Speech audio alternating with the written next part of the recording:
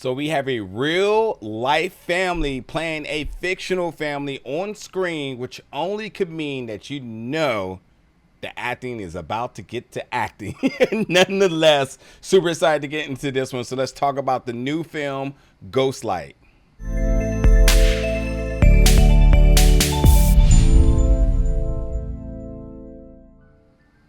What's going on, everybody, and welcome back to the channel today for another review. And today we're going to be reviewing the new film Ghostlight, which comes to theaters June 21st. This film also made its world premiere this year at Sundance Film Festival. So with that being said, probably a lot of reasons you might want to check this one out. I got to say that there's been a lot of sneaky good films coming out, and that's only because like film festival season, things really starts to ramp up. Like, yeah, you got your blockbusters, but also if you just love just good cinema, you gotta look low. Gotta look low, folks. I know those big names and IPs, razzle dazzles behind them are easily must-sees, but yeah, there's some other ones that you gotta be hipped about, and hopefully that's why you're here at the channel, so that I am guiding you to ones you want to watch. So for me, Ghostlight, first of all, I think for me, when I seen that it premiered at Sundance, I was like, oh, I didn't hear about that, but that's a big deal. And then you look at the cast, you was like, oh, that's a family. So you have the whole family on screen acting as a family. You just know it's going to be good, because one is the trust. There's so many scenes that they really can push each other because they know each other. And let's just keep it 100 here. The expectation is to be professional on set, but that does not mean that's always the case. So when you have a family that's blood, oh, you know they showing up. So Keith Kupferer, excuse me, is Dan, the dad.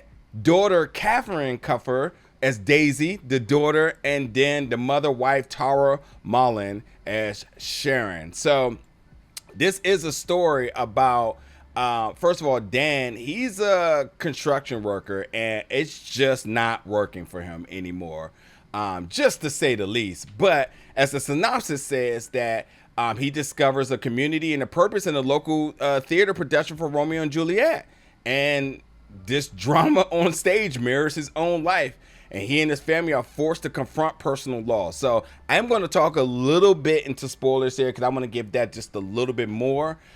This film absolutely explores grief, forgiveness, healing, but ultimately the healing, like ultimately the healing, because in its family, the family lost a son brother.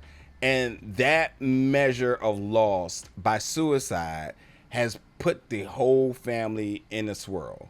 So to kind of talk a little bit about Dan here, Dan is somebody that when things get hard, he blows up and bail.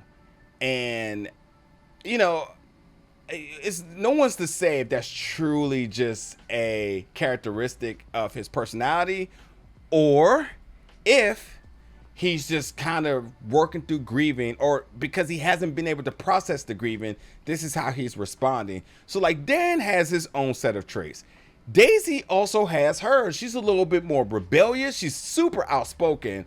And at any given time, you just never know what she may, like on what side of the coin she may be. Sometimes she can be soft and sweet. Other times she can be very outspoken, and you know, it is what it is. And like, again, I would feel another symptom of unprocessed grieving. And then the mother, Sharon, is just trying to keep the family together, but also has her moments where she just needs to explode. So a little bit of a frustration amongst the three, but it's family. It's family, folks, like my man Dominic Toretto would say. So with that, you know, loss of the brother has really challenged the family. Everybody is just an emotional wreck, and his family's just completely in turmoil, also volatile at times, shall I say. And they're even trying therapy, but therapy isn't working. And that's where he discovers the theater, and the theater happens to be a place where unknowingly becomes a safe space for him. And I will say this, as a person who has, you know, went through some things in life, I will say that art is absolutely a good soft place for folks to really start processing things. So whether it's music, whether it's theater, whatever it may be, I think that art is absolutely a good place to start. And I would even almost lobby that before therapy. And this film obviously second that. But nonetheless, and the daughter struggling with school as you would expect through loss, and then the mother just also struggling trying to keep the family together, maintaining her daughter, but her now husband is kind of like all over the place. She can't really understand what's happening with him, because while he is as it is assumed that he's working, he ain't been working. He's been sneaking off to the theaters, and that looks a little different through women's eyes.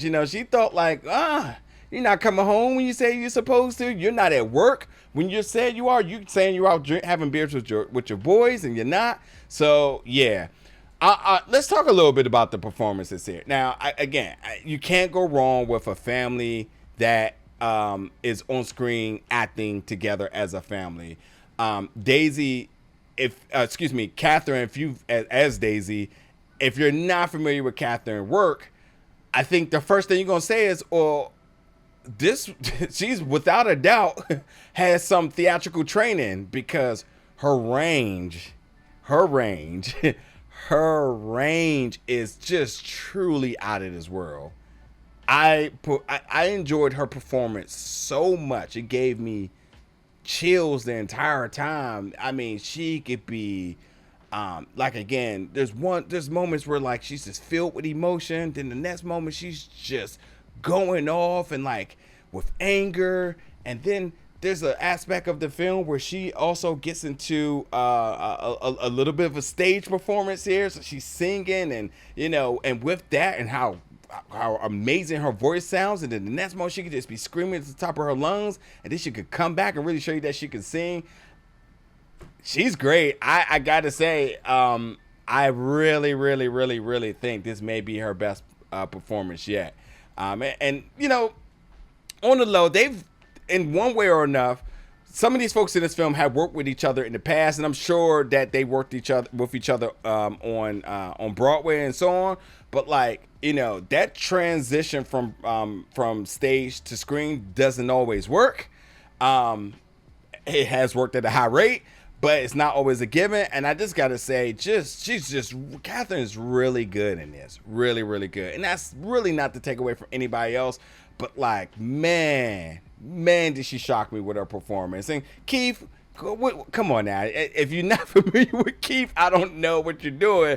But Keith also, you have to believe the struggles that Keith is going through, the frustration with work, the sense of trying to find himself throughout all of this, but also keep the family together, still be a faithful husband.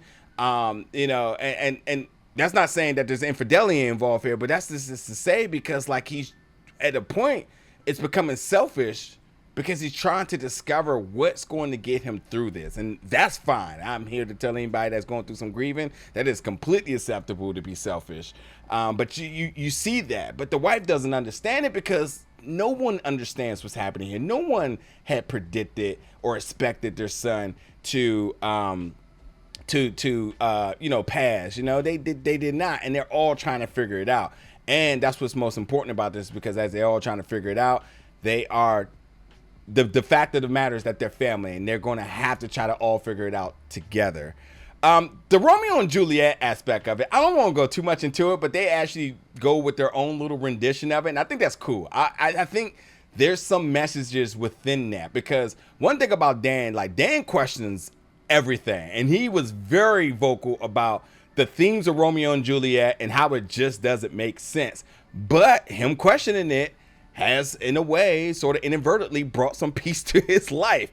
And then with that, I think that like that peace also allowed some measure of forgiveness as well. So I gotta tell you, this measure of like the script and putting this all together in the way they did, it's really clever. I did not think that Romeo and Juliet, the iconic play that it is in Shakespeare, could ever be used in this way. And I guess, writer Kelly O'Sullivan, also co-director alongside Alex Thompson, I think that like that's some I don't know, man. That's I just gotta say high praise because I did not know that this iconic story could be used in the way it did. But the one thing I really want to say before I wrap up this review is the pre-roll credits of this film happens to come at the end of the film. Now, yes, there's obviously a post-film, a post-credits a roll, on the black screen, you're rolling and whatnot. But the pre-roll is typically when there's a scene and you see it down in the lower third and so on, and they do that at the end.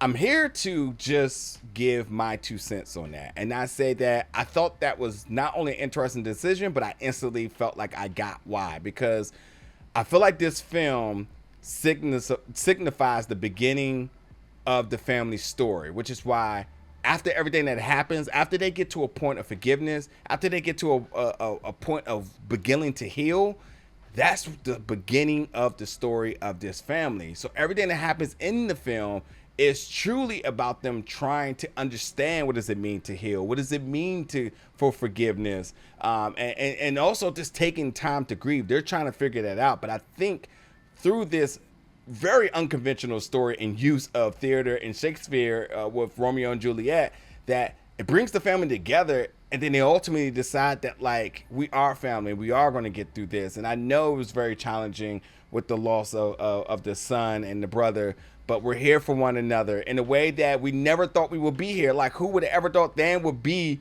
Romeo in a play at his age? He's too old to play. So, like, there's like so much really intertwined in all of that just, I don't know, man. It just hits different. I think that's the way to put it. It just hits different. So, Ghostlight is certainly a film that I enjoyed. I highly recommend.